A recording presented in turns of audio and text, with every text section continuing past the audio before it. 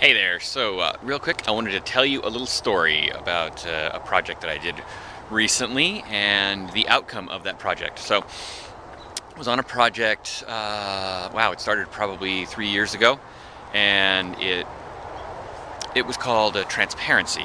That project was designed to create, uh, wow, it's kind of complicated to explain, but it allows people just like you to go out and do things like, I don't know, price how much it costs to get your knee replaced, right? How would you do that if you were to go right now? If you needed to get a knee replacement and you wanted to know how much it was going to cost and you didn't know, what would you do to find out? You couldn't. So we made this great tool that looked through all kinds of databases and found all of the pricing for all these services that you would have to get, and it laid out on a timeline all the services that you'd need by different phase, you know, the before, during, and after, and told you how long it typically takes and what you can expect to pay, and hey, what would happen if you got that done in a hospital, or if you got it at an outpatient clinic? Might it be cheaper? Take a look, here's the numbers. And what if you got this done or that done? And so you had all these decisions that you could make. And then you could also find a provider that would actually do that work for you. So within the network of the insurance company, et cetera, et cetera. It's amazing. It was a really cool product. And the team was rock stars all around. Just everybody who worked on that project, they were all just fantastic people. And it was actually one of the organization's top 4 priorities the first year. And then the next year I was on it, it was one of the top 2 priorities for the whole company. 2.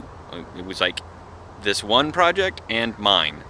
And they were the only two projects for the entire company. It was amazing. You know, really, really powerful piece of work. The CEO was all behind it and everything. Then we had the economic that happened, and everything went sideways with the economy, as we all remember. And that project's funding got cut. Now, that was a complete and total shock to everyone on the project. It was one of those things where you go, wow, this is one of the top priorities for the organization. Why are they cutting it?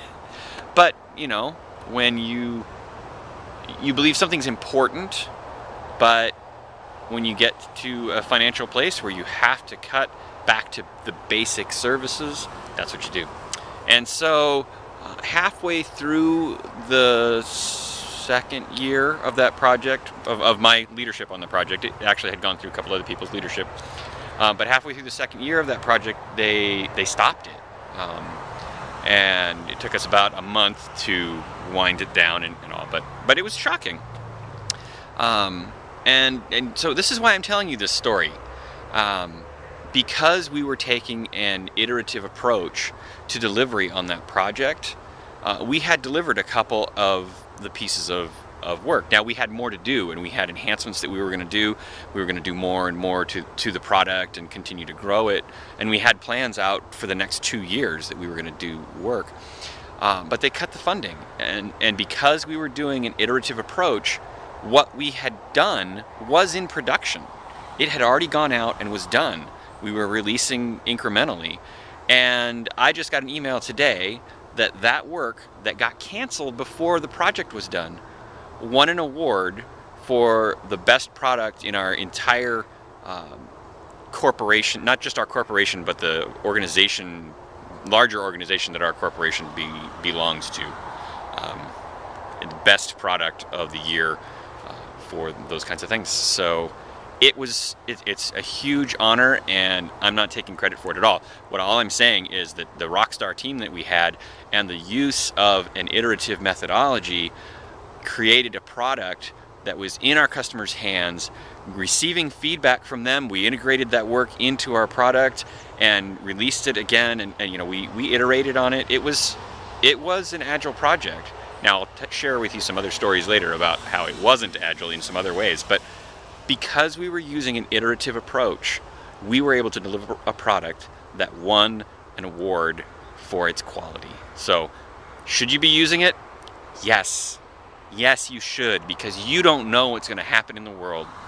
Something could come along and cut your funding, or one of your key team members or stakeholders takes another job or wins the lottery. I hate the gets hit by a bus analogy, but you don't know what the future holds, and because the future is always in motion, future always in motion, it is difficult to see, as Yoda would say, or something like that.